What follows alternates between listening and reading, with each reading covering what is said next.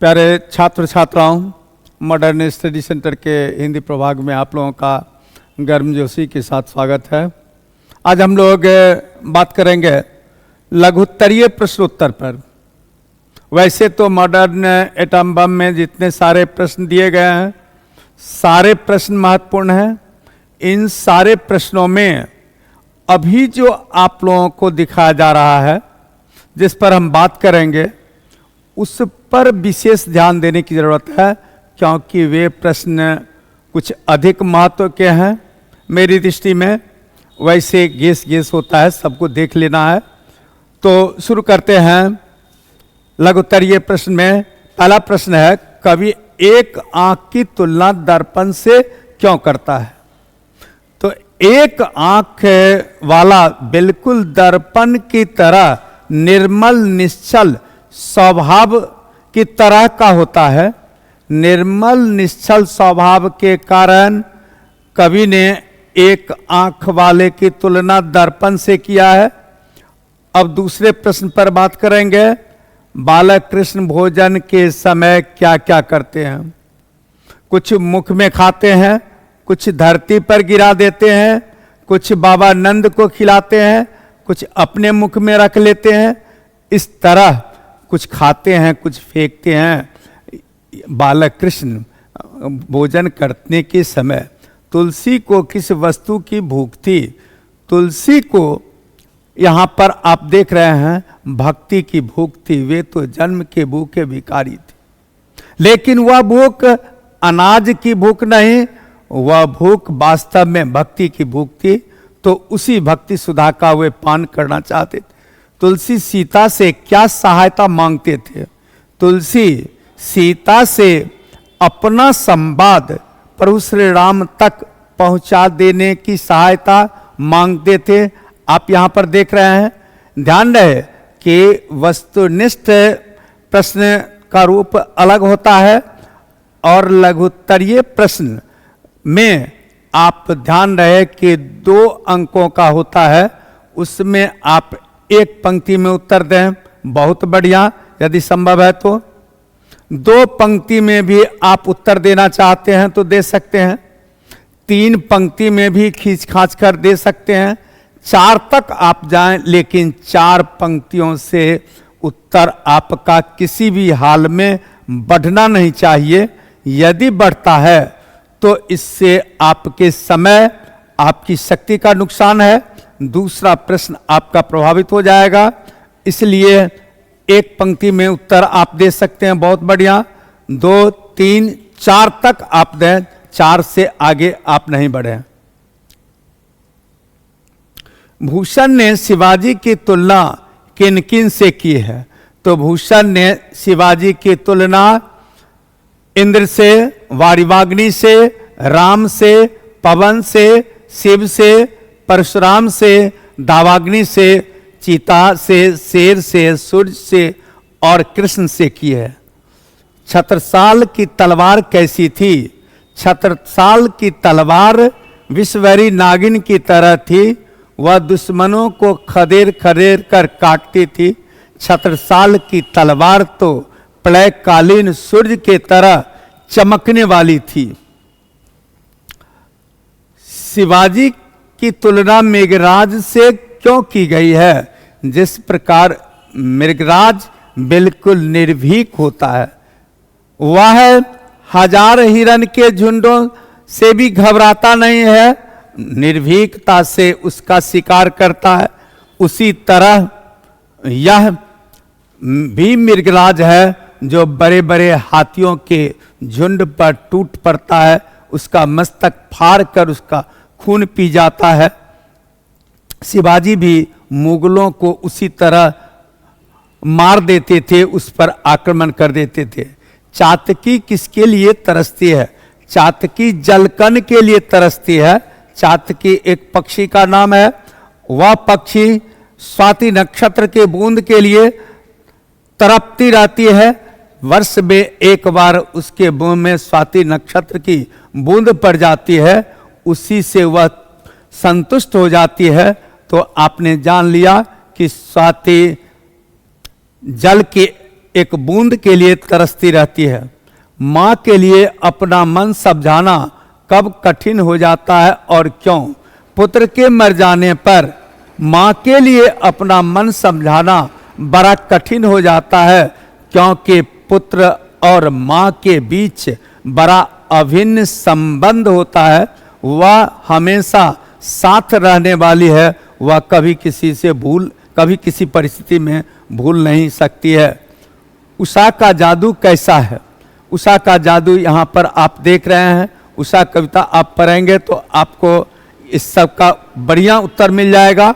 यहाँ पर अत्यंत संक्षेप में देख लीजिए कि उषा का जादू राख से लिपे हुए चौके की तरह है, काले सिल की तरह है, लाल केसर मलने की तरह है, लाल खरिया के तरह है, निर्मल जल में नहाती हुई गोरी नायिका की तरह है। इस तरह उषा का जादू विभिन्न बिंबों के माध्यम से कवि ने प्रस्तुत करने का प्रयास किया है। प्रातःकाल का नभ कैसा था? प्रातःकाल का नभ नीले शंख की तरह था, राख से लिपे चौके की तरह था, वह लाल केसर की तरह था, काले स्लेट पर लाल खरिया की तरह था। नदियों की वेदना का क्या कारण है? नदियों की वेदना का कारण होता है नदी की धारा में अवरोध पैदा करना। अर्थात नदियों की वेदना आम जनता के मन की जो वेदना है वह है शोषण उत्पीड़न के कारण आम जनता के मन में जो पीड़ा है वही पीड़ा तो नदियों की वेदना है। नदियों में जो धारा बह रही है वह जल की धारा के साथ साथ आम लोगों की जीवन धारा है। इस तरह आपने नदियों की धारा के विषय में जान लिया। बंधी हुई मुट्ठियों का लक्ष्य क्या है?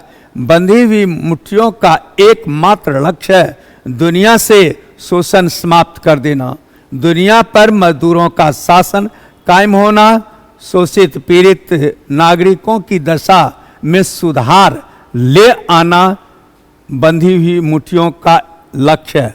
तो इस तरह आपने देख लिया कि क्रांति का प्रतीक है यह बंधी हुई मुट्ठी। दानव दुरात्मा से क्या अभिप्राय है?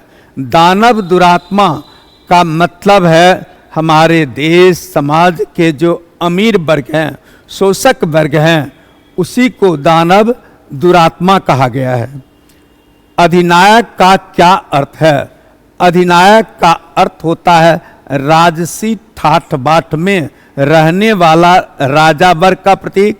यहां पर ध्यान देना है कि अधिनायक के तरह का जीवन जीता है हमारे देश के नेता मंत्री, जो सामान्य तौर पर प्रजातंत्र में सेवक के रूप में होना चाहिए। वे अपनी चाल बदलकर वे अधिनायक का जीवन जीते हैं, बड़ी राजसी ठाठ बाट के साथ जीवन जीते हैं। जहां चलते हैं राजसी ठाठ बाट से, जहां रहते हैं राजसी ठाठ बाट के साथ। तो इस तरह अधिनायक का अर्थ यहां पर हुआ बड़े बड़े नेता मंत्री जो जनता से सेवा करवाते हैं।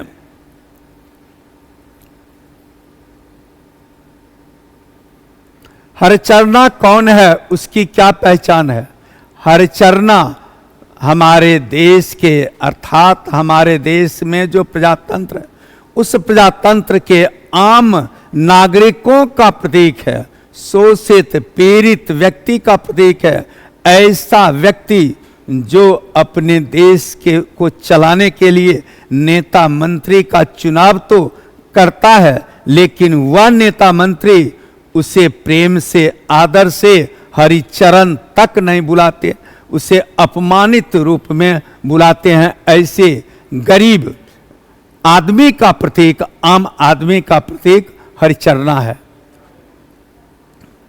प्यारे नन्हे बेटे को कविता में बिटिया से क्या सवाल किया गया है? प्यारे नन्हे बेटे में बिटिया से सवाल किया गया है कि लोहा कहां कहां मिलता है। लोहे की पहचान की बात की गई है कि लोहा कहां कहां मिलता है, यह बताओ। और यहाँ पर अलग से आपको ध्यान दे लेना है कि लोहा वास्तव में लोहा का प्रतीक नहीं है, वह परिश्रम का प्रतीक है, खासकर शोषित पीड़ित स्त्री का प्रतीक है जो परिश्रम करके अपना जीवन यापन करती है, अर्थात मेहनतकश मजदूरों का प्रतीक लोहा है। और यह बिटिया चिमटा, करकुल, सिगरी, शमशी, दरवाजे की साकल, कब्जे आदि के रूप में लोहे की पहचान कराती है। उत्सव कौन और क्यों मना रहे हैं? उत्सव आम नागरिक मना रहे हैं क्योंकि उन्हें कहा गया है कि आपके देश की सेना विजयी होकर वापस आ रही है। उसके विजय उत्सव मनाने के लिए वास्तव में आम नागरिक उत्सव मना रहे हैं।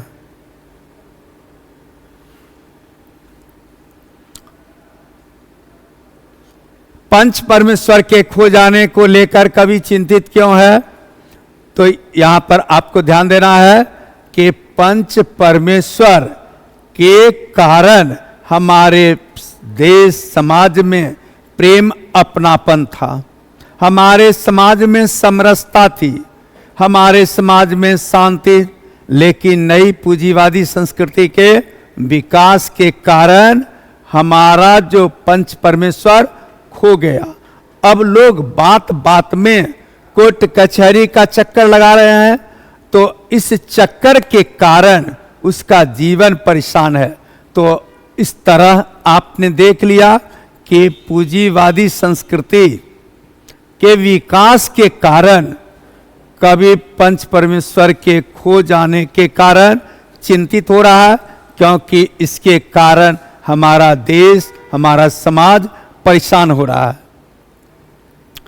तो इस तरह आप यहां पर देख रहे हैं, पूंजीवादी संस्कृति के विकास के कारण गांव समाज में वैज्ञानिक विकास हुआ, एक नव संस्कृति पनपी जिसमें बिजली बत्ती तो आ गई, परंतु पुरानी संस्कृति का प्रेम, अपनापन, सहजता, सरलता इत्यादि के नष्ट होने से कवि चिंतित हो जाता है, क्योंकि ऐसा करने से मानवता खतरे में पड़ती दिखाई पड़ती है। इस मानवता को खतरे में देखकर कवि चिंतित होता है। इस तरह आपने